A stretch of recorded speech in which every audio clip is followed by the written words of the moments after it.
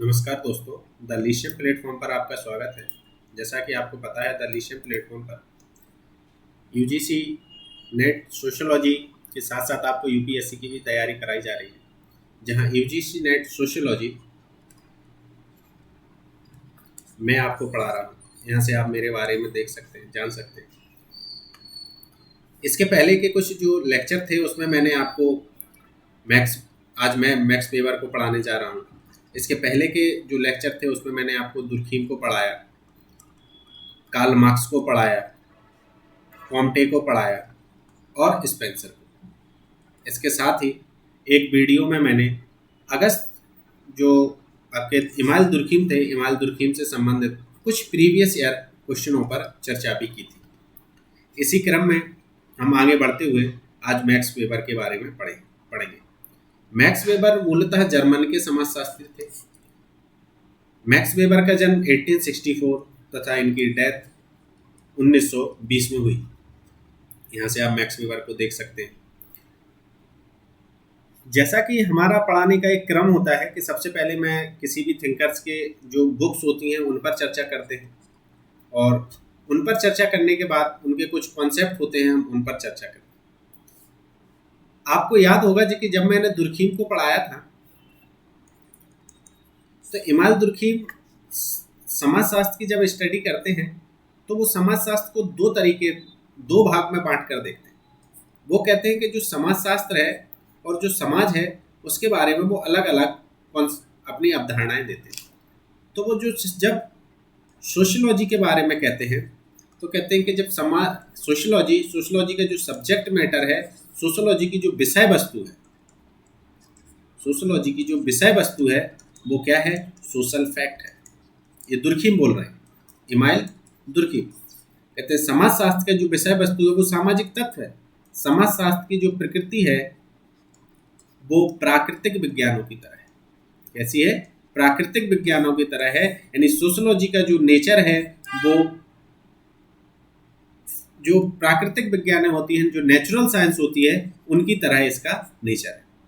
आगे वो कहते हैं कि समाजशास्त्र को जो पढ़ने का तरीका है, यानी इसकी जो अध्ययन की विधि है वो कैसी है? वो प्रत्यक्षवादी, यानी पॉजिटिविस्ट जो व्यू होता है उसके हिसाब से हम अध्ययन करते हैं, यानी जैसा देखा वैसा ही हम उसका अध्ययन करते हैं। मैक्स वेबर भी समाजशास्त्र के बारे में सिद्धांत देते हैं और समाज के बारे में सिद्धांत देते हैं। मैक्स वेबर कहते हैं कि जो सोशियोलॉजी है, जो समाजशास्त्र है, इसकी जो विषय वस्तु है, इसकी जो सब्जेक्ट मैटर है वो क्या है? Social action. मैक्स वेबर कहते हैं कि समाजशास्त्र की जो विषय वस्तु है वो सोशल एक्शन। समाजशास्त्र का जो नेचर है, समाजशास्त्र की जो प्रकृति है वो व्याख्यात्मक है, interpretative sociology.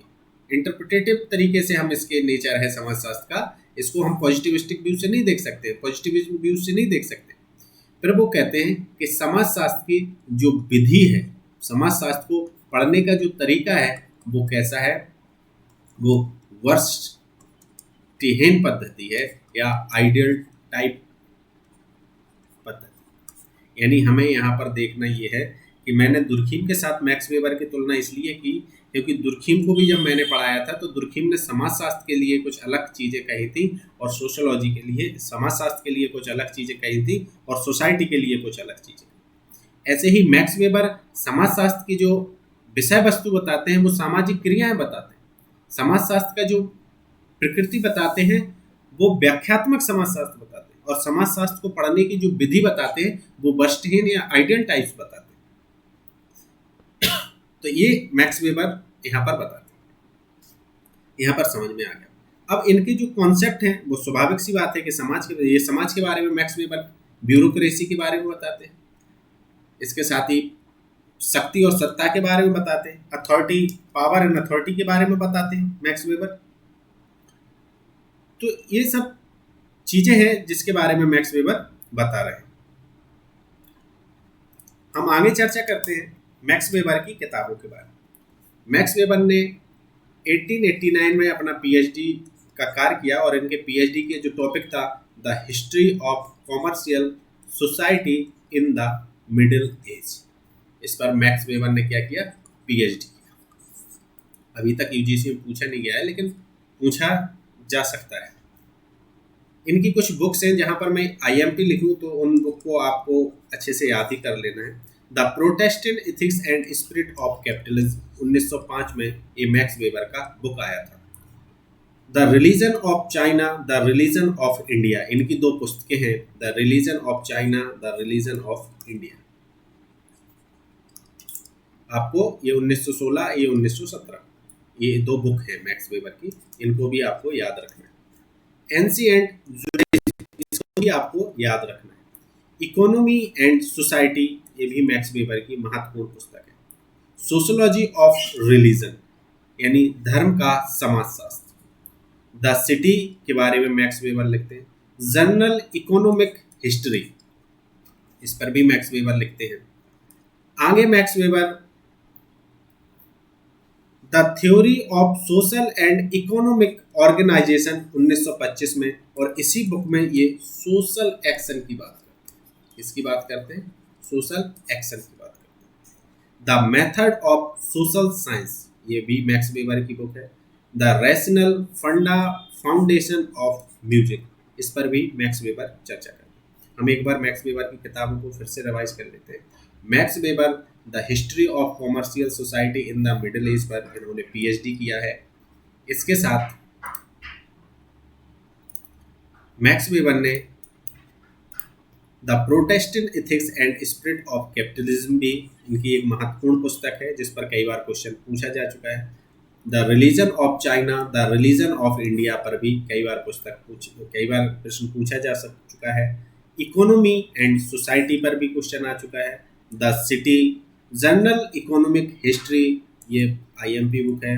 The history of social and economic organisation 1925, the methodology of social science. ये तो इनकी महत्वपूर्ण पुस्तकें हैं जो आप पढ़ लेना, इन्हें नोट भी कर लेना, नोट्स बना लेना आप चाहो तो, या हमारे टेलीग्राम चैनल से जुड़कर वहाँ पर आप इनका पीडीएफ ले सकते हैं। आगे मैक्स वेबर की जो कुछ कॉन्सेप्ट हैं हम इनको समझ लेते हैं। The Protestant ethics and spirit of capitalism, ideal type के बारे में मैक्स वेबर बताते हैं। ब्यूरोक्रेसी के बारे में मैक्स वेबर बताते हैं और कहते हैं कि जो मॉडर्न सोसाइटी है, यानी जो आधुनिक समाज है, ब्यूरोक्रेसी उसकी एक व्यवस्था है, उसकी एक विशेषता है।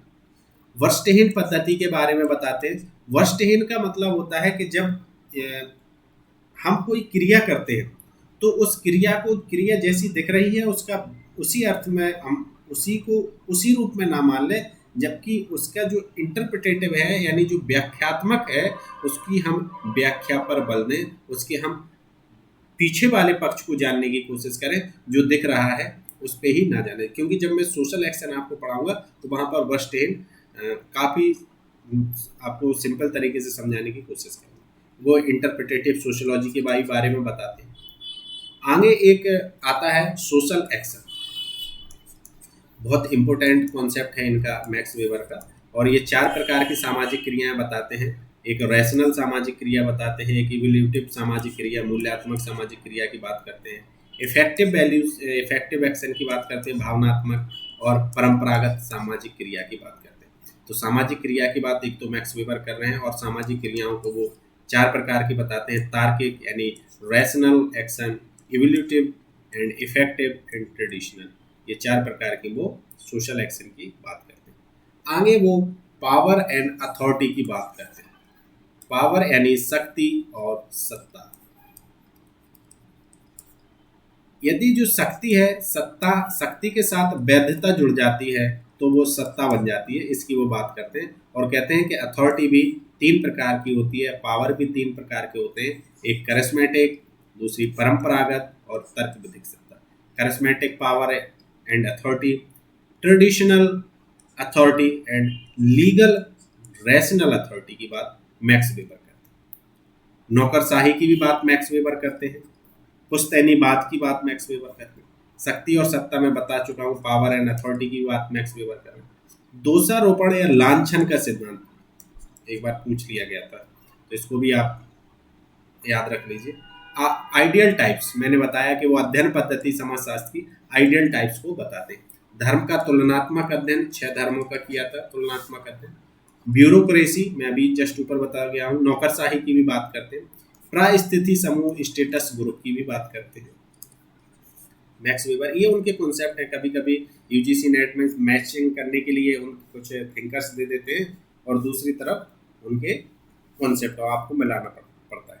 कानून का समझता, सोशोलॉजी ऑफ लॉ की भी बात करते हैं।